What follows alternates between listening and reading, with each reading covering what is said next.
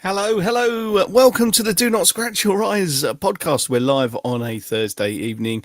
I'm Justin. I'm Carl. And I'm Peter. And that was it. Why was there a delay on you There was a saying delay Peter? there. What I don't happened know. there? It was some echo or something or other. Never mind. I'm sure it'll go away. Goodness me, goodness me. Hit a button, please. Que Peso con Pablo. Does that mean what's next for Paolo? What's going on? What's going on? Okay. My Spanish is not quite as good as, Oz. as that, as Carl's. I grant you, Marvin Gaye didn't have a big hit in Spain with what's going on, but had he must have been talking about things on Monday, surely. Let's have a little discussion about this because we all know it went a little bit tits up. Let's be frank. A free kick. So we'll talk about the free kick and Selvik. What do we think? Because lots of celebrations and what have you. But first and foremost, the deciding moment, goalkeeping error. Possibly. Yeah. It was a bit of a silly foul to give away. When I saw the foul, I was like, oh, don't foul him there because it's going to be a free kick. But possibly a goalkeeping error, and then to knock yourself out on the post, it just seems ridiculous. Very Norwegian. Is that specifically a Norwegian? Allegedly. Sorry, I should say that. Is that what it is? Yeah, look, and the xenophobic clipboard is out already. Yeah, I'm straight out there, aren't I, with it? I think if you look at his position, and his position is right for the free kick. I'm not a goalkeeper because I'm 5'7", so that's never going to happen. But on a good day, yes, yeah. But I think if you look at the free kick, as he steps over, it's at his hands, and he's just got to move his feet more. But he goes to dive for it more than I feel he has to. So I'm not going to beat the goalkeeper up on in terms of a goalkeeping error. It happens. They're goalkeepers. Yeah. They're not normal footballers. They're like drummers in the music world. They're not musicians. So universally unpopular. There you are. Yeah. So you have to accept that things happen. But however, excuse the dog. Someone's just rang the doorbell downstairs. You have to accept that he's not done everything that he can to stop the goal. He smashed his bonce on the post as well, which has obviously led to a further issue. So yeah, but overall, look, if we're going to look at the whole, and we are going to look at the whole picture, it was a shite night for football. And for those people that travelled down there, I couldn't because I was locked in a concrete room being protected by security guards. But yeah, it was poor. It was so poor. And look, we're going to cover it, but the manager is under pressure very early on in his Watford career. He is. Bass riff. Do we think Baxter is going to start on Saturday or Selvik? If he's come off with concussion, then it's a concussion length time. Is it 3 weeks? I can't remember. Well, you can't play for. Well, I had a fractured skull. I had percussion, not just concussion. Yeah. This is a drummer theme, if ever there was one. So yeah, I can't see him starting. I'll be very, very, very surprised unless he's done another goalkeeper that we recently had a few years ago at Millwall, and Aurelio Gomez had to come on and rescue him. Pantilimon, name Still Pantilimon. Unless it's that situation, he wasn't hurt. But if he's got concussion, then yeah, I don't think we see him Saturday. I generally don't. The thing is, do you remember when we sort of lost Backman last season and Bond came in for a bit? And then we didn't want Backman back. We went, no, keep Bond in. Yeah. Do you think that might happen with Baxter? We've signed Baxter as a solid number 2, and I know he's got ricks in him because Bolton Wanderers fans told us about it, and we saw it. I forget there was a big game that he made a mighty cock up in, but I actually rate him as a goalkeeper. I think so he's going to be, if he's got an opportunity to start, he's going to be really up for that. So that can only be good for us. I think there are similarities. One with the goal that was conceded, because do you remember the game that led to Backman being out was against Norwich, and he made a good save in the first 6 minutes. Let's remember that one. But then on about 12 minutes, I think it was Borja Sainz took a shot from out, or no, tell a lie, I think it was Doyle, took a shot from quite a way out. And to say he went down in installments, Backman, is an understatement. He kind of dived upwards and yet still went down. And so the ball wasn't at the full height of the goal and still went through him. And I felt that Monday's goal was kind of similar because, as you say, he got his feet wrong. He was diving at full tilt and was still about a foot underneath the crossbar, which is a shame. When I've seen Baxter, which has admittedly not been much, obviously nobody has seen an awful lot of him. I think he looks okay. And as you say, having a competent number 2 in there for him is a relief at this particular point. The question also, though, is, kind of, and people were talking about it elsewhere. If he's had, if he's hit the post and he's got a concussion thing, sometimes concussion can come on after a little while, a few days after. Any number of times. Then it can. And there you go. Here we go. Phil Crouch says if come off with concussion, you cannot play for a minimum of 7 days. So Baxter will be in goal next Saturday. Thank you for clearing that up, because I didn't know that. That was something I didn't know. Also, ex-Hull. Yes, there you go. I knew that. There's serendipity for you. I knew that because when I was looking forward to players who had played for both Hull and Watford, there he was. But of course, at the time, he hadn't really played for Watford. But never mind, other than a cup game, maybe. But never mind. Yeah, he was there. But you're absolutely right. We got Jonathan Bond in. He seemed to be doing okay, and then we know what happened at Luton, and in came Backman. It'll be interesting to see what happens with Selvig. A number of people have been a bit more less. They've not been as overwhelmed as they were. Underwhelmed. That's the word I was looking for in comparison to last season, because he did well last season. Yeah, but you maybe have been comparing him to Backman and Bond. That's the point. That's the thing. Yeah, and look, and I think Selvig's. I think he's a good goalkeeper. I do. I think we've got a good goalkeeper there. Look, mistakes happen in goal, and it's like riding a motorbike. It's very unforgiving. It's not like the same as driving a car. Being on the outfield, you can make mistakes in the car. You make a mistake on a motorbike, you're off, and you're going to get hurt. It's the same as a goalkeeper. You make a mistake in that, and it costs you. So that was the only thing that I could think of saying, because no, that was very good. For anybody who's looking for deep analysis, basically being in goal is like being a drummer on a motorbike, apparently. Exactly that. Let's have a look at a few other things. Loser came back in, and I thought he was tidy, but for me, the big problem was the formation. And yes, we'll talk about square pegs and round holes, and Semedo not being the player that clearly, Kieran is, or Kieran Go. We still haven't settled on anything with that. I don't think we should do. I think he should have a surname of no fixed abode. I'm quite happy. Not even his girlfriend knew, to be fair. That's why I asked her. That's why I asked her 4 times. You didn't know it was his girlfriend until I didn't know. Question 7. Yeah. Sorry, you're who? That's marriage certificate evasion, if you ask me. But let's not go there. It just felt like people weren't in the right place. But you just think about it. You've got the 3 across the back in what Pollock, Kevin, and then Alain. Out wide, we'd got Boller, who has shown us, other than the cross that he put in against Swansea, I think not an awful lot going forward. Not a lot of quality going forward, I would suggest. If you spoke to Middlesbrough fans, they all said he was okay, but he was a backup, and don't forget him going forward. And of course, we had the young man. Where is he? Here we go.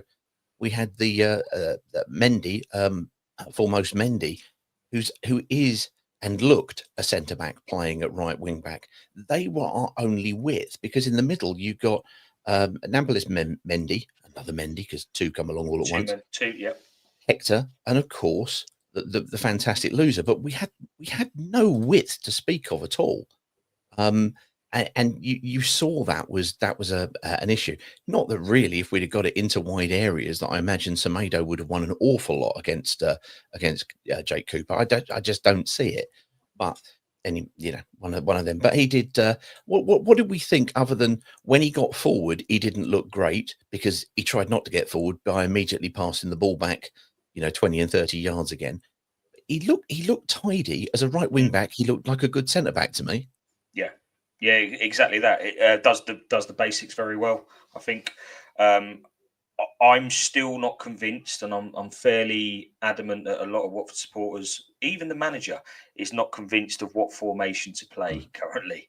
He doesn't he he has no idea. He's literally flipping a coin, I think, as he turns up at the ground to go, what we're going to do, because I keep getting told, and I've been told a few times now, oh, we've got Georgie Chetfadadze to come back, and that's brilliant.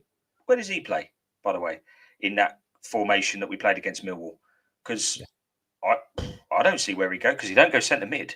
So, you know, there's a lot of questions that keep getting asked every game that we go into, and I think, as we've already gone over, there's a real concern now starting to build that has this manager. Look, he's managed at World Cup, so we got told that, you know, he's done all this, that, and the other, but he's got many promotions under his belt as well. But he's never been in the Championship, and that is without doubt the toughest league in the world. And I think he's now starting to feel that, and felt it very quickly. The Norwich game, we'll go back to that, where he changed the formation. I've got it completely wrong that night. And I don't think he's really recovered. I think he's got very lucky in the win that he got. And I'm sitting here really, really worried about going into a game against Hull City, who have just flicked the switch, by the way, and are going to come down and give us a right old game. So it's going to be very interesting. Do you think this could be his final game if we lose? I would be shocked. No, actually, no, it won't be. His final game would be Portsmouth, because we always sack during the international break. So he'll have another game, but I would be shocked if he gets past the international break. I really would. Did you see this start happening? Did you think we'd be where we are after these games? Today, I was talking to somebody and I said I would have loved. And I know we can't keep going over it. We've got to draw a line in the sand at some point. I would have loved to have seen Tom Cleverley have those players come in and see what he would have done. Because I guarantee, I know he's not had a great start at Plymouth. He's had a terrible start and he's really struggled down there, but for different reasons. Again, similar stuff that happened to him at Watford. So, but I think there's a manager in there, or certainly a coach in there, and I would have really loved to have seen where we would have been now if we'd had Tom Cleverley, because I don't think we'd be in the same position. I don't. Look at the teams that are in the top half of this division at the moment.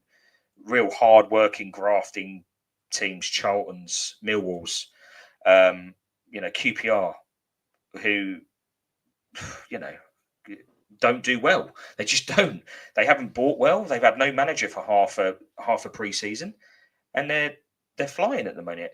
They got tanked 7-1 by Coventry, and then flipped it exactly. So it can be done. It can be done, and that's the bit that concerns me. I think this guy's come in, and I'm sure he's a very good coach, and blah blah. The language barrier. We could throw a load of reasons why it hasn't worked out at the minute, but there's something not right.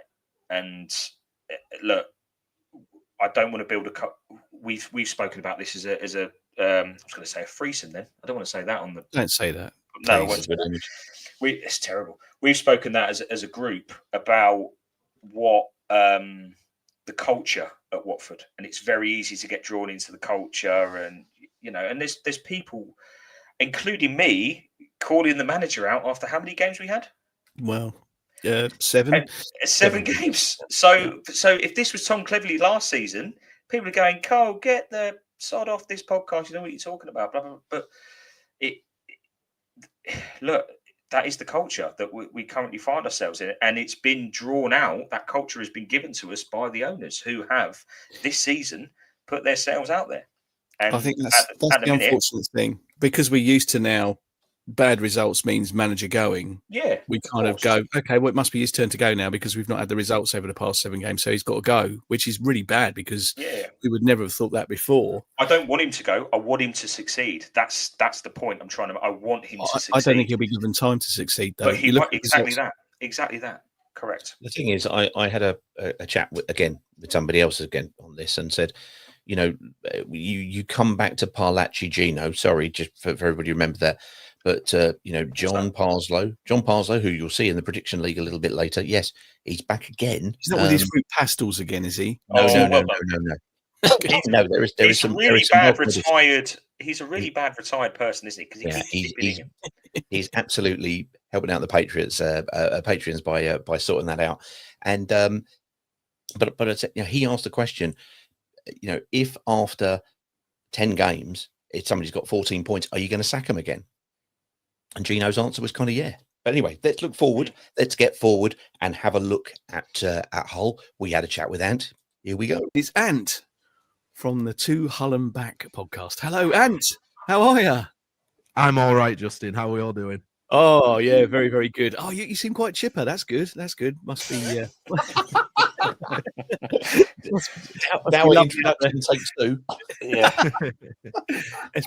Let's power on. Yes, good to see you again. It's been a while, but always nice to chat with you and catch up with you and see how things are going where you are. Well, I think the first thing there's a couple of things we need to cover off. First of all, let's give him an opportunity to talk about Hull City 0, Southampton 3. Only it wasn't that. It was Hull City 3, Southampton 0. That was a bit of a decent result and a decent performance, wasn't it? It was 3-1. Let's give him a little bit of credit. Was it 3-1? Did they get one back? Yeah. Adam Armstrong near the end, wasn't it? Yes, you're quite right. Yeah. Sorry. It was a good performance. I think it's one of those, we needed it because we've not won in the 3 games prior. The frustrating thing is we've actually been playing well. Bristol City away, where we lost 4-2, is a good example because we actually had like 25 shots or something like that as an away team. And we were just on the receiving end of a 4-2 because they were just more clinical at the end of the day. And we've got a bit of a leaky defence at the minute, which is probably joy to your guys' ears. But similar to Swansea as well, we went there and we were the better team. Deserved probably more than just the 1 point that we ended up getting in the last minute. So it looks like the team are starting to really gel, understand those relationships are forming across the pitch. We've got a really strong spine. I think the signing of Ollie McBurney has been absolutely crucial. And Southampton couldn't just deal with the direct nature and counter-attacking approach that we had, because we know Southampton, the kind of team who just have a lot of the ball, don't do much with it. We exploited that. We rebuffed every attempt that they had and just hit them on the counter, exploited the space. So yeah, it was a really good performance, and it hopefully one that reignites the season, because we were in a little bit of a rut, but we've come out of it now. Well, we are recording the day after that shit show at Millwall, and it's one of those days where when you've had Vivaldo Semedo, who I really do hope will go on to be a tremendous player, but we saw one of the things that our particular transfer window has missed and has been asking for has been about talking about experienced championship and striker. And I appreciate that Ollie McBurney may split the room, but what do you get from that player? Well, for a start, statistically at the moment, after 6 games, 4 goals, 4 assists. He's been involved in 70% of the goals that you've got, which are more goals than Watford have scored, and he's played 87% of the available minutes. He's been, before we get on to all the other arrivals, how integral has he been, and who else makes up the rest of that spine that you mentioned? Yeah, no, McBurney was the one player that when he signed, we all knew that was the kind of player that we shouldn't have been signing, for starters, in the situation that we're in. Yeah. Obviously, with a fee restriction, we weren't allowed to spend money on any signings at all. So that even loan fees, you couldn't spend. The loan had to come in and just be a loan. You couldn't spend a fee on that. Right. So it was free agents and loans exclusively. And you're thinking, as a fan, after the season we had last year, where we desperately need reinforcements, you're thinking, oh God, who are we going to bring in? Who's going to want to come, kind of thing. And we've managed to bring in likes of John Lundstrom, who was another part of that. John Egan, Semir J as well. That's Ollie a great sign. McBurney. Like we've Joe Gellart as well. He's an interesting one because he came completely out of the blue. I think he's one that we'd have gone for if not for the fee restriction, and because we got given it, we'd all kind of just accepted he wouldn't come back. And you had him last season, didn't you? Yeah, I think it was. I remember I was on the away coach to Coventry, and I seen a tweet saying about that we were about to announce Joe Gellart on loan, and everyone was like, "Nah, surely not." But even Leeds are paying the vast majority of his wages. So I don't know how we managed to pull that one off either. And Darko Diaby, as obviously he had championship experience at Plymouth last season. We actually signed him on a permanent. Leeds allowed him to leave his contract early to join us for free when they could have sold him. So that was a weird one. But we've done kudos to the recruitment team, because we probably, I mean, I did, to be fair, it accepted that we were a relegation candidate, and we've brought in. When you look at our transfer business on paper, you're thinking, there's no way that team's involved in the bottom three scrap. That's the safe mid-table team, in my opinion. And I think players like Ollie McBurney and John Lundstrom sort of epitomise that, because they've been here, done that, wore the T-shirt before, and because of their Sheffield United connections as well back in the days, they've already got that camaraderie and understanding of each other as a player and their roles and what they do. So we've kind of got a bit of a cheat code in the sense that we've got like these, in Egan, Lundstrom and McBurney, we've got these three former Sheffield United players that have already got this really strong bond together and have formed a very good spine to the team. So, and the manager as well has got them playing in a way that suits everybody. And McBurney just loves it. If you're giving him the ball, just lump it to him and let him have it. That's what he wants. Get him in the box, cross the ball to him. That's what he wants. That's what we're doing. And you're getting the best out of him. So, yeah, he's the kind of number 9 we've needed for a long time. He's a proper wind-up merchant. He's good for a yellow card, but he'll get your defenders a yellow card as well. He wins headers a lot. He's always in the right place at the right time. And like we say, he's even providing assists. So he's just giving us everything at the minute, and he could be the difference for us this season. Very good, very good. Well, I mean, as ever, there is a signing there, Amir Hadzimetovic. Is that right? Yeah, I think so. That'll do. From Besiktas, because 60 quid from the shop if you want his name on the back of your shirt. yeah, absolutely. But also David Akintola as well. So there's again some incoming Turkish connections. What is the situation with regard to the ownership? Because it felt at one stage like you'd won the lottery. Then it felt like, hang on, he's untowards with Fenerbahce and doing other stuff. And now it, obviously with everything that's going on, how is everybody sitting? Yeah, of course you're going to look at the team. Yes, of course you're going to be worried about as you say, being a potential relegation candidate, and now comfortable going, no, we're in mid-table. We feel what we've got. I think you've got a really nice spine there. Who knew you could sign that? A championship experience on a free Watford recruitment team. Take note, please.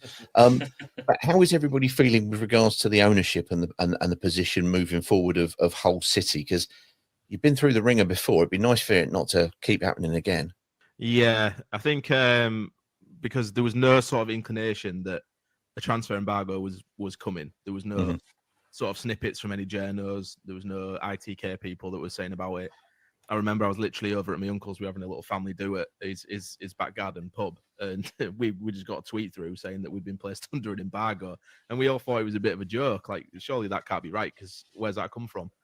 But it clearly looks like the year he spent out at Fenerbahce, he's left people that obviously weren't competent in the roles in charge of the club. Yeah. And in terms of paying money, like the cash flow issues were so when we sold Jacob Greaves and Jadon Philogene for like nearly 30 mil combined, you're thinking that for a championship club, that's a good cash flow for a couple of years. Like they're probably going to be paying that in installments. There's no issue. But the alarm was that the fees for those two had already been done. So that money wasn't coming in, and we owed suppliers plus other football clubs money. The embargo was because of one about Louis Barry's transfer last season when we got him on loan in January.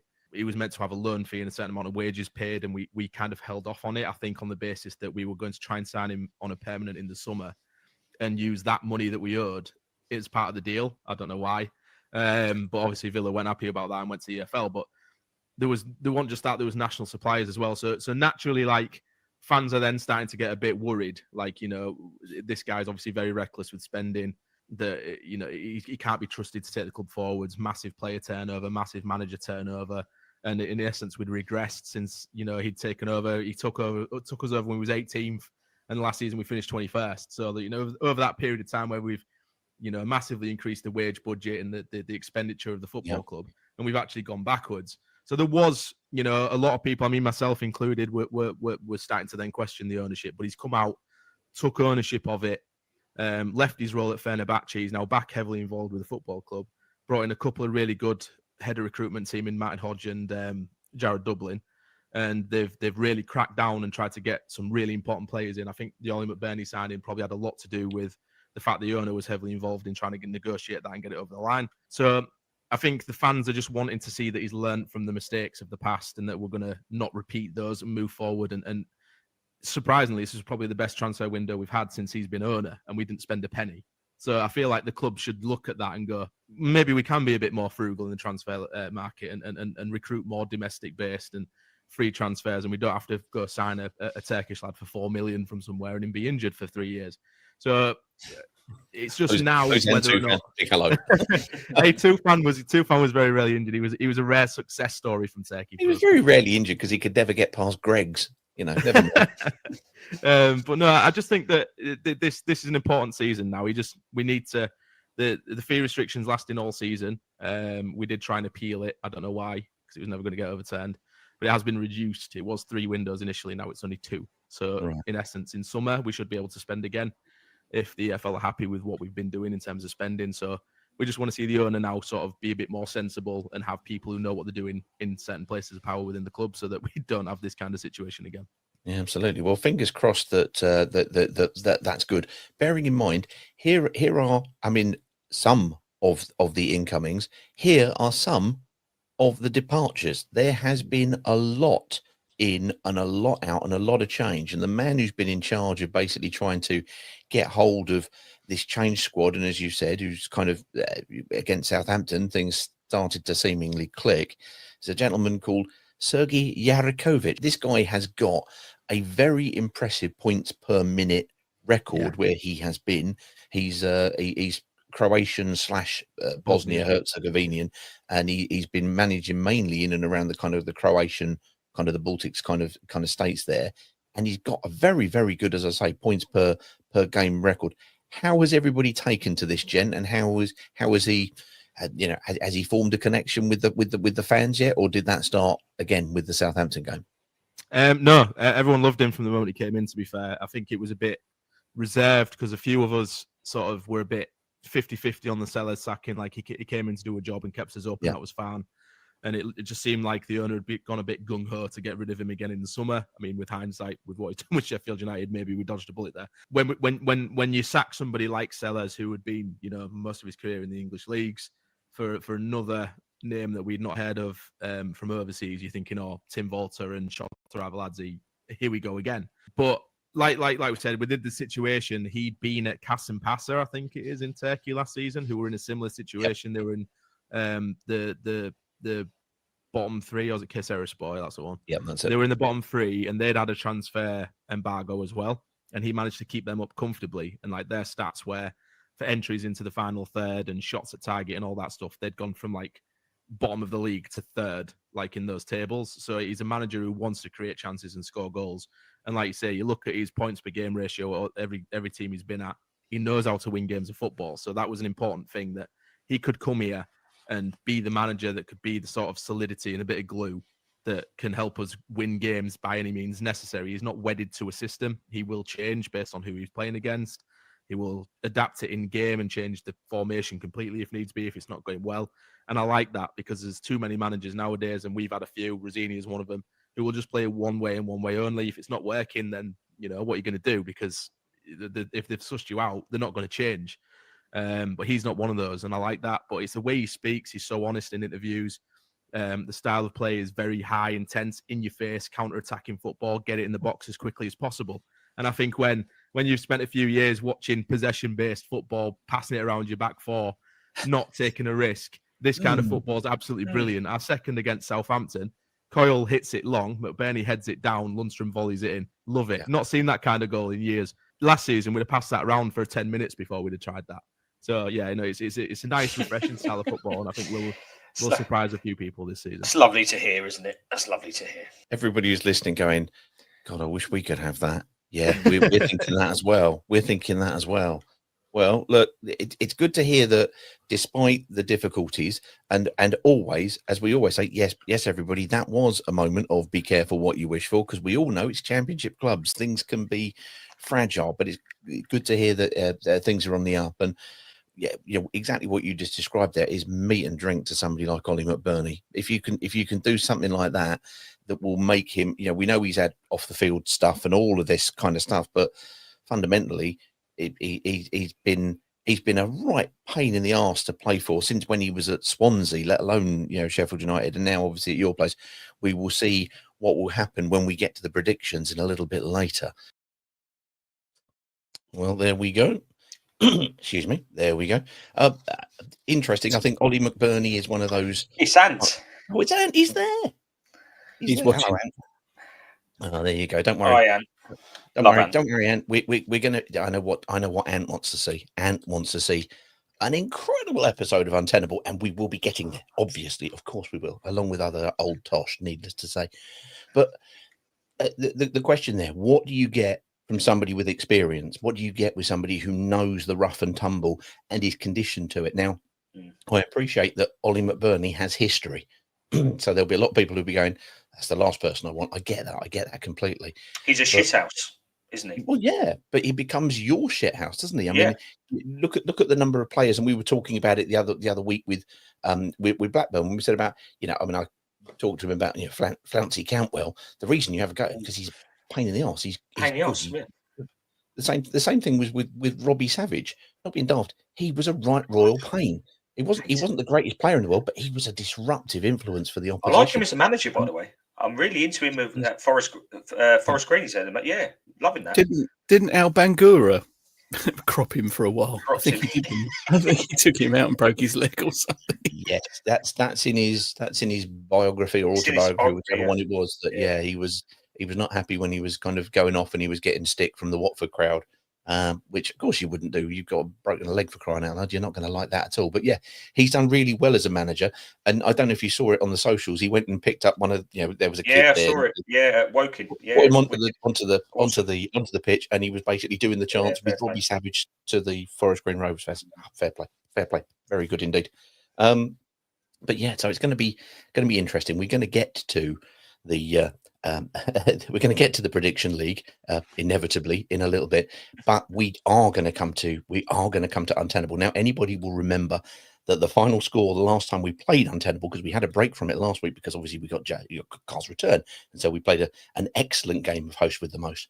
But I have indeed made a unilateral executive decision, and I've decided to basically jiggle with the scores a little bit, only in as much as it's now DNSYE, in order that I can put. We are tag team. We are tag team now, Justin. No, you're just culpable for my mistakes, Carl. That's all it is, I'm afraid.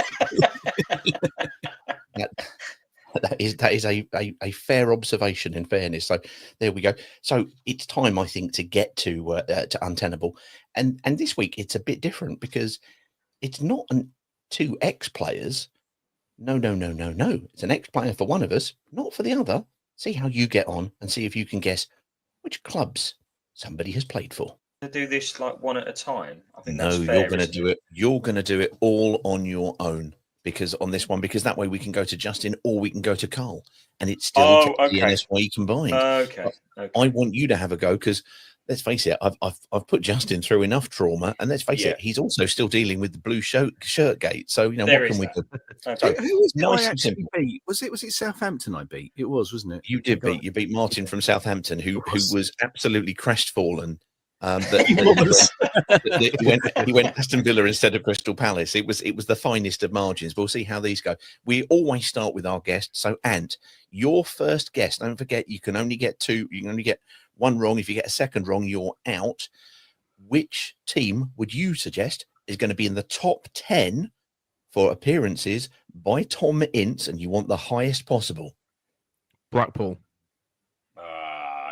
That's got to be numero uno.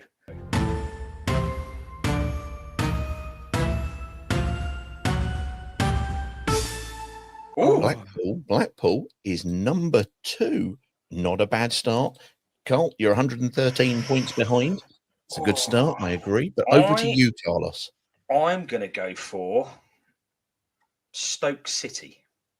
Oh, well, you see, that's Carl using his Staffordshire knowledge and just kind of really working it through. Look at that. There's 10 in it.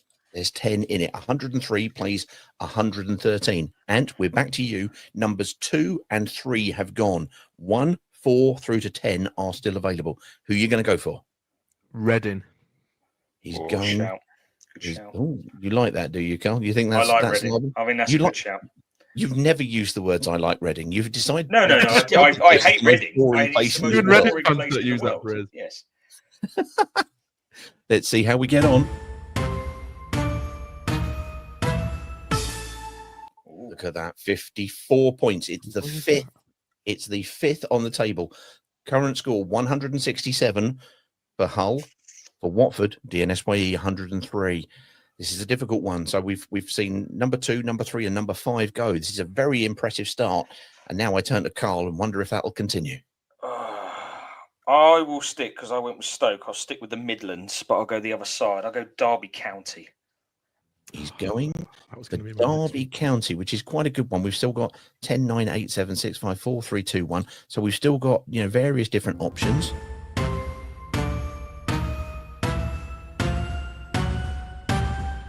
Oh, I'm back, Justin. I'm back. Yeah, I'm back.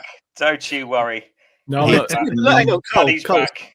It's 1 point, mate. Look, it's Yeah, one no, it's on point. the point though.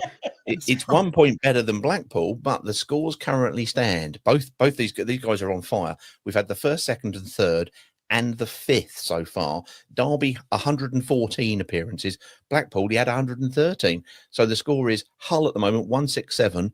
Do not scratch your eyes. 217. This is going good stuff. This is going to be tricky because we're going to get into those difficult ones as well.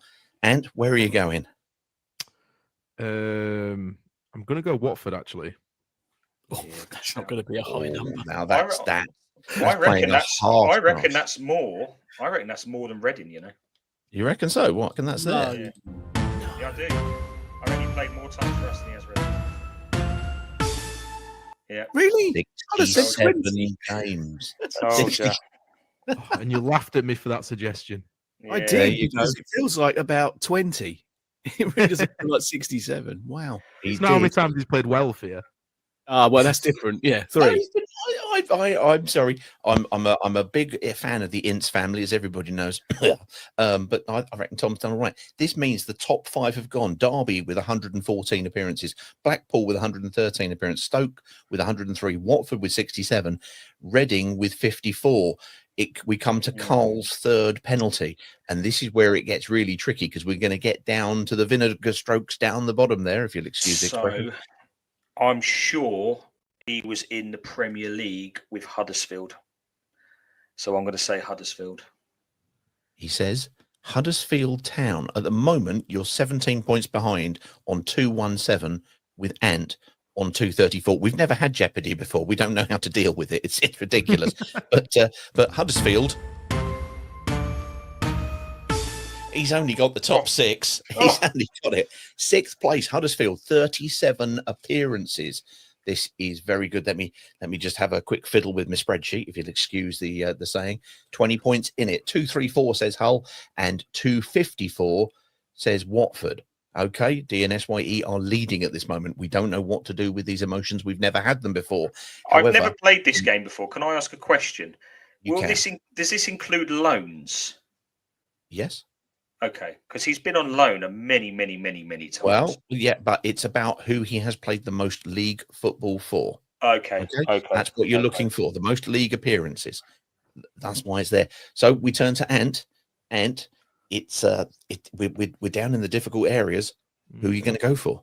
I'm going to go safe because I obviously know who played for us. It wasn't that many, but I'm betting it's about 20 odd. So yeah, I'm going to say Hull City. Oh, look at this. He's taken both the home and away shirt. He's taken the Watford and the Hull game, and we'll see where it is.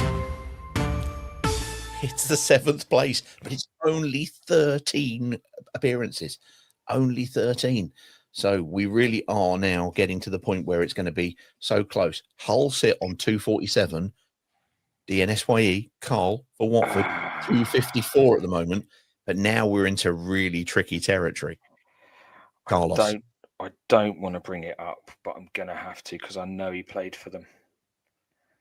I'm going to have to. Yeah, I think I'm going to have to go Scumtown. Scumtown. You are referring to those good burgers of the Bedfordshire Mecca up the road, are you not? He's saying Luton Town, everybody. I don't know how many times. Luton Town, on the board. 7 appearances. Yeah, there are some people who, what can I say? 261 plays 247, and there's only 2 left on the top 10. Neither of these guys have gone wrong once. It's amazing how quick you can Google things when you want to, clearly. And what? Who else are you going to go for? I didn't even know he played for 10 clubs. And I have a feeling he went. He went to. I'm sure he went to Palace, but I don't even think he played for him. But that's the only other team I think he's played for. So Crystal Palace, I'm going to have to say. It's probably wrong. He's gone for Crystal Palace. Right. This is the Oh, Justin. This is a performance that you must be admiring, surely. Is this how this game's supposed to be played, Peter? I have no idea. Can I just say before we go on to the final answer, Luton Town 7, Crystal Palace 8. So 9th place is going to be 7 or 8 appearances, isn't it? Oh God, this is true. This is true. However, as we go into this last position, and of course you can only get 2 wrong, and then it goes over to the other person. But you need to get it right. Obviously, there is the final result is either 7 or 8. The difference is at the moment Hull are on 255, DNSYE are on 261. There is a difference of 6. Oh, you got to get it, Carlos. This is the quintessential last goal wins. Carlos, right. Who are you going for? There's only, I know he started at Liverpool, and I don't think he played. And then I'm sure, was he at Notts Forest or Notts County? Which one? I'm gonna go. Or was he at both? Jesus Christ! I know it now. You said it. Oh no! You see, I'm gonna go. I know. I'm gonna go.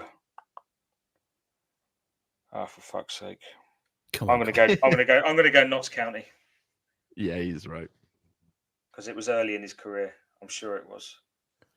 Well, I believe he actually played possibly for both. Oh. But the answer is Notts County with 8. Grief almighty. DNSYE take it by the narrowest of margins. Not a wrong foot between.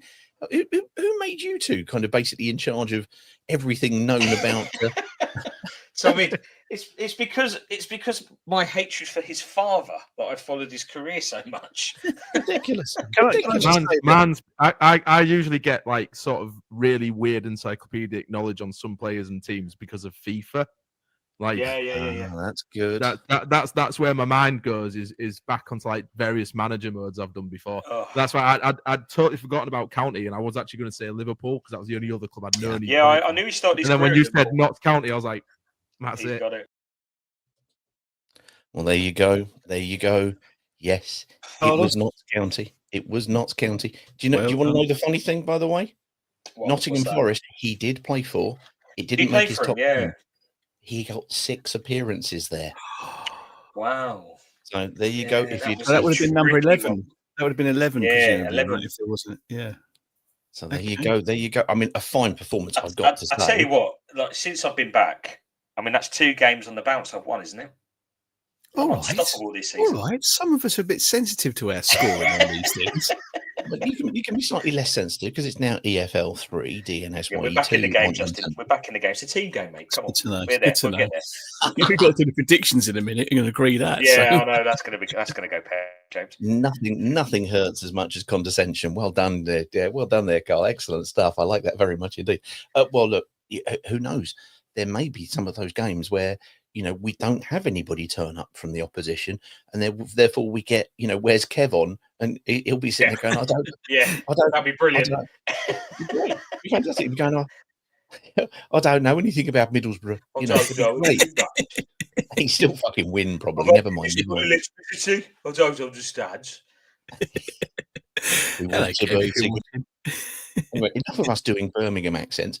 The other day, Carl turned around and Carl's not been about as much as been, and we found out what he's been up to. He's been enjoying doing reviews, and so thought this might be a good idea for a new segment, and all of you guys can get involved because you can have a look at this, and then we'll find out what your suggestions might be straight after.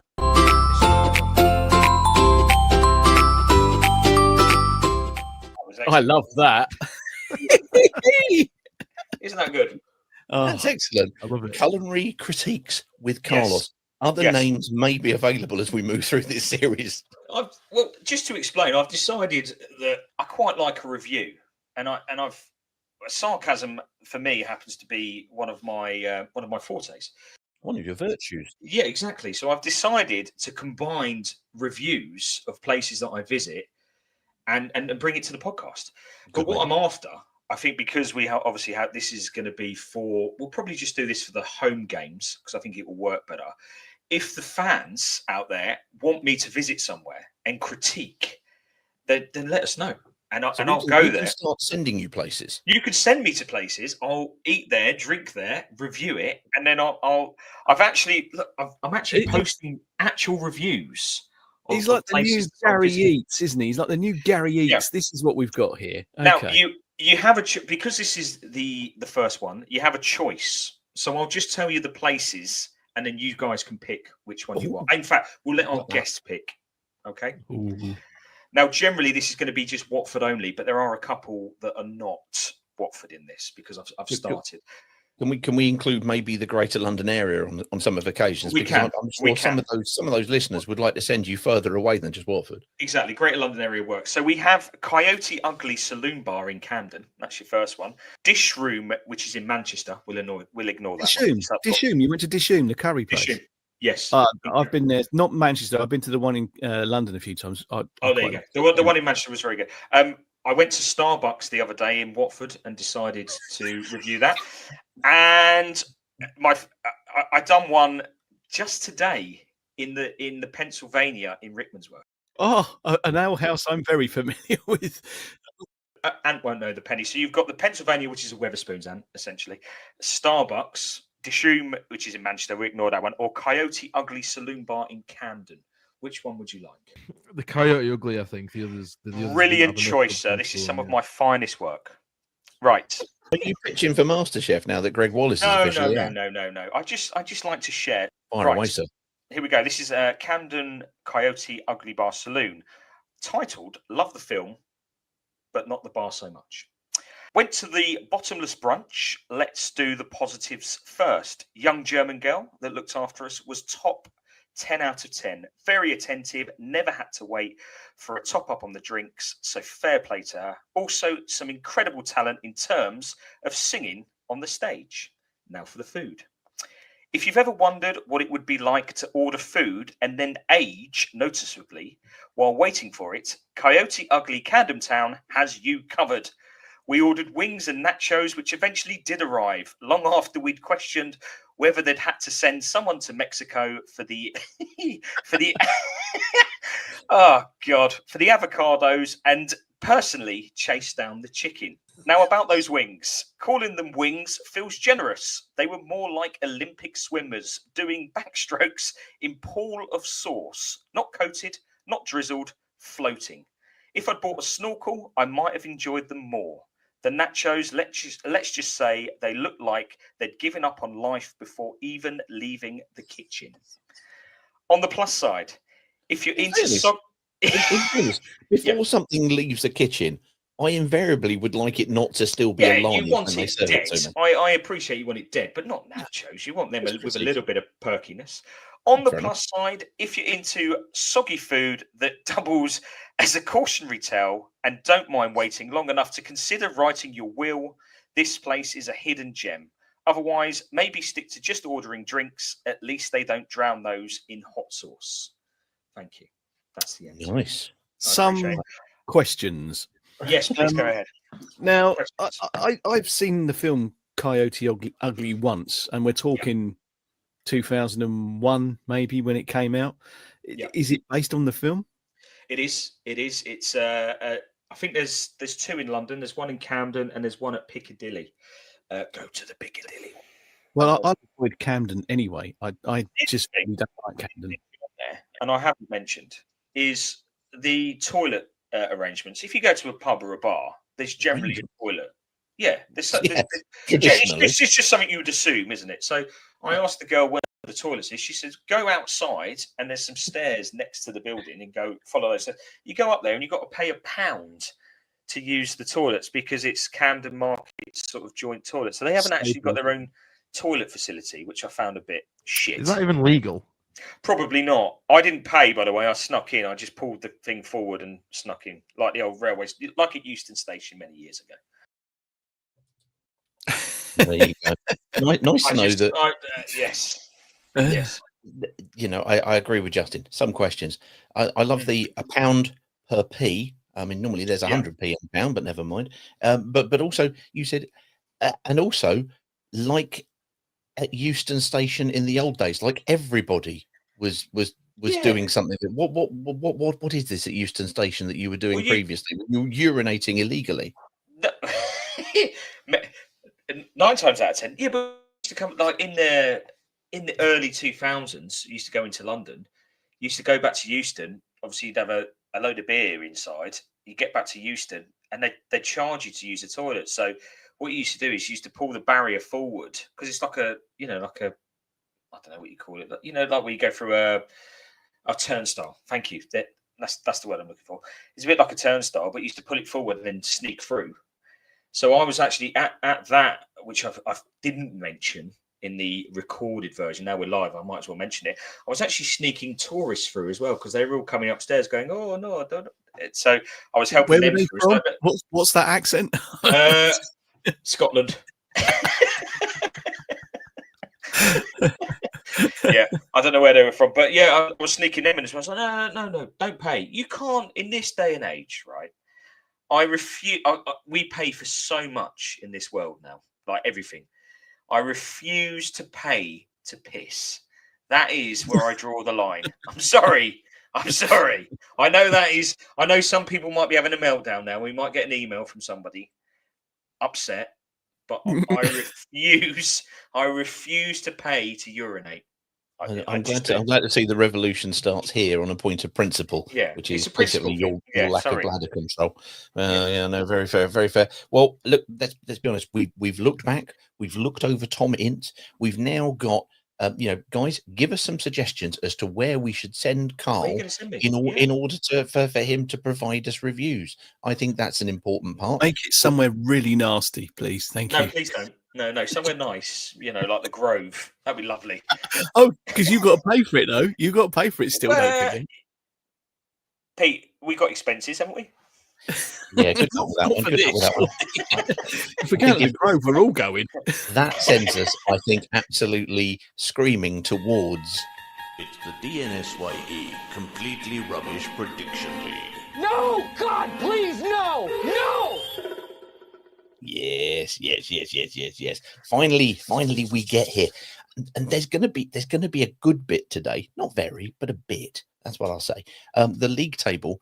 If you have watched this, well done. You don't win a medal for it. Why you do it, I have no idea. The last two games where we've lost 1-0, the opposition both times has said 1-0. Yep, another 3 points to the EFL, who are riding high on the hog. So they are. It's not very good for us. And don't look too far down that table because this one hasn't yet been positively influenced by Carl's return to us on a full-time basis. But a lot of people I've heard have been asking me about AFC Postbox because there they are. They are the only ones really trying to keep hold of the coattails of the EFL from running away.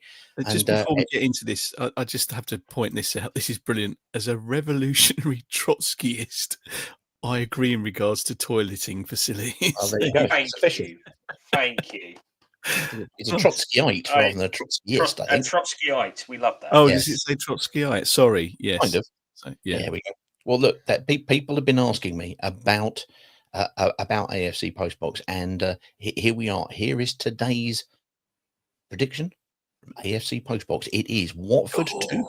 There's 2 in there, and Hang on. It's a poo sample. It's another poo sample. What is going on in this area of Margate? That's people need to send in samples of their stools. If you are sitting comfortably, if you watched this rubbish before, you will see that there has been, yes, poo samples previously. Here is Colin's explanation. He said, so on to the Hull game, Postbox predictions. He said, return to work on Wednesday after a 2 and a bit week kind of time off. Hope you enjoyed that, Colin. He said, and as Lisa, now Lisa, if you remember previously, was the non-Watford supporting postie who Colin is trying to kind of basically get involved with this. And he said she's been moved on to a different walk due to someone being sick. So he wasn't able to do a video. So it was back to the old photos. Fine, no problem. He says, first box opened contains, as he says, 2 letters, which means Watford 2. That's good. Second post box contained another, shall we say, sample. Now he says, and this is the information we get. The demographic for my delivery route is, to say the least, old. So that's none. So there you go. It's 2-0. Well, surely, if we're going to be pedantic about this, it's Hull City 2, because there's a number 2 in that box, right? Oh, So, Justin, well done, sir. Well done. That was live on the internet. You said that. Well done. I did, didn't I? Oops. You did.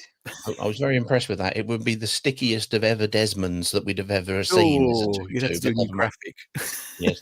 Well, we have talked about drummers and how they are basically riding motorbikes everywhere, apparently, according to Gull. We have our own, who took over from John Parslow as the manager of Backgammon FC, and here he was at the family zone, or just to the left of it, trying to get people to roll those dice. And who did he find? A couple of reprobates. We are outside the fan zone, pretty banging, very cheap pints, but I didn't tell you that because we don't want it to get too busy. Callum Taylor of TikTok fame, very popular with young children. Okay, so it's Watford at home. So roll for Watford. Watford beat Hull, by the way. 6 minus 4 is 2. 2 to Watford.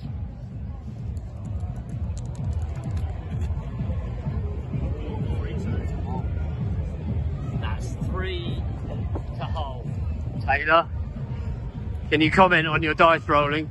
Not very good. Not very good, to be honest. Not very good. I'm not happy. But either I'm going down the league in the predictions, or we win. I'd rather we win. I think we win. I think I'd rather you us win as well. Thank you. Some of the worst camera work I've ever seen there.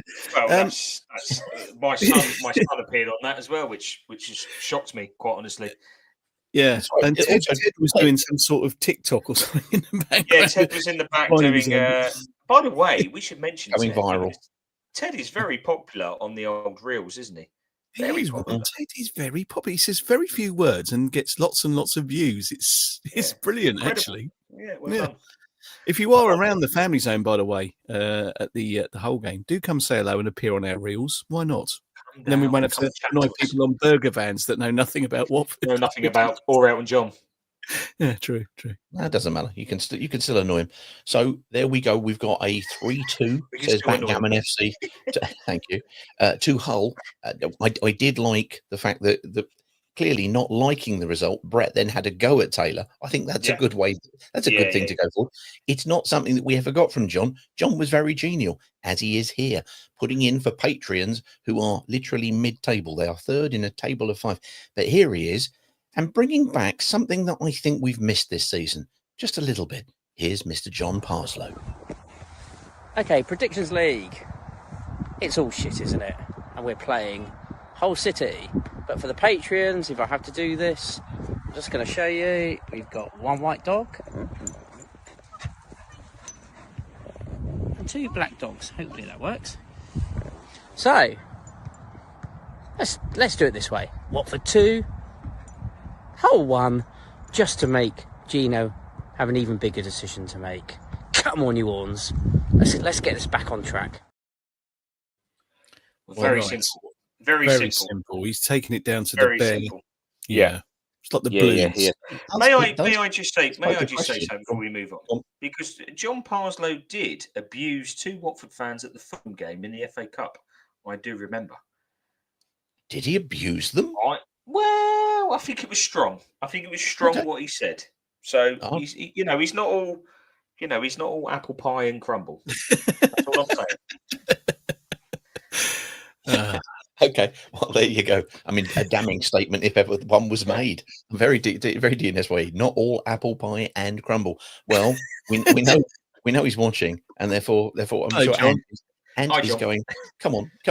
Get to my prediction. Get to my prediction. At the moment, EFL high up there. They're really potentially running away with it. So we asked Ant, what was it going to be? And I'd love to follow suit and do a 1-0, but we don't keep clean sheets. So that's not going to happen. I'm going to go for 2-1 win Hull. I think we're riding a wave. I think we need to take advantage of Watford's current situation and probably do you guys a favour and get you a new manager. So yeah, everyone Thank wins. you. If this was live, I'd be saying to Ant, who's going to score the one for Watford, Ant? Because I'm not too sure who's going to score a goal for us at the moment. We're really going to have a difficult situation, me and you, in a second, Justin, because we're really going to have to agree on something here. We are, I don't think we're going to. While you think about it, let's just get to a couple of comments that also came through from Ryan as well. And he said he said to us, "Good evening. Hope you're all well." Yeah, absolutely.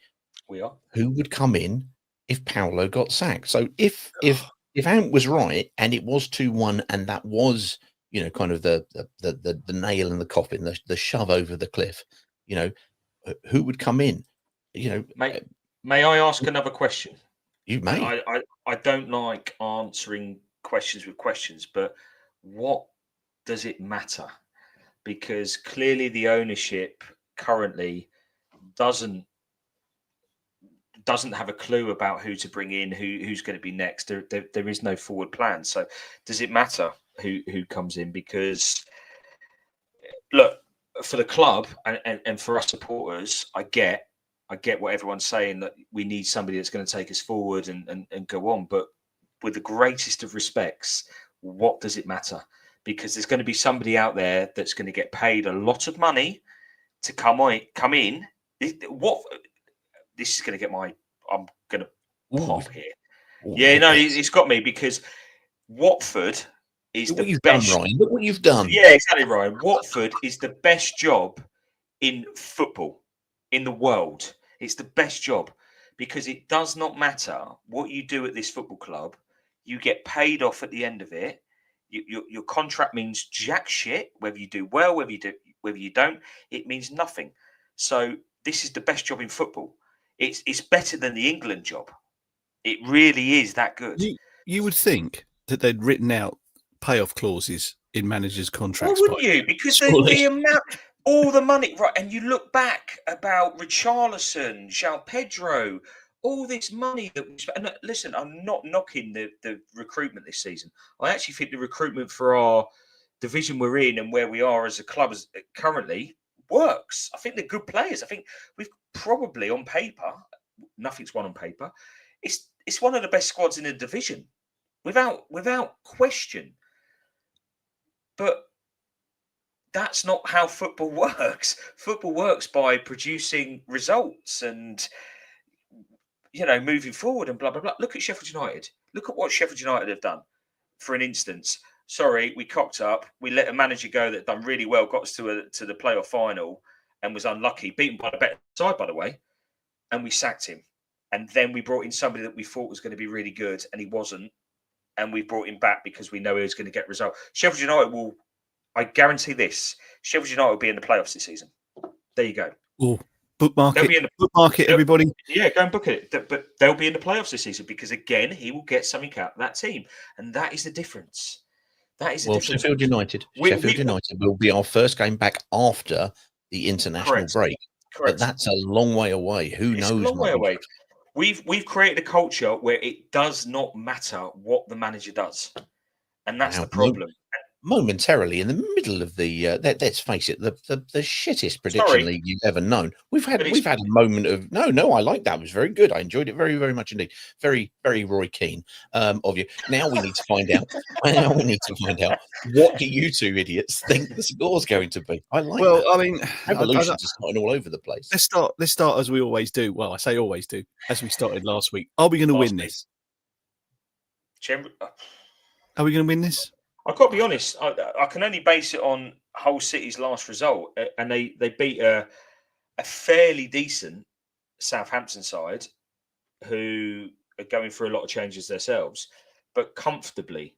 By the way, away from home, are they going to be a different thing? Yeah, maybe. Look, I said this last time.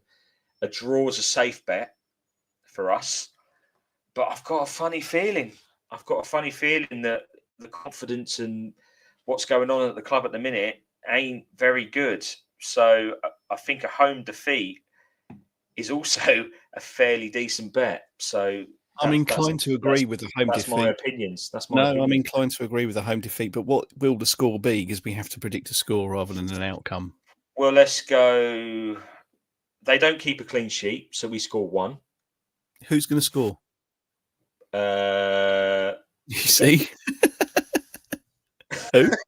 Who did you say? I didn't. It went quiet. Yeah. Well, it would be a free kick. And again, we're Kunda. relying on one player who's come out of nowhere from the Bayern Munich B side.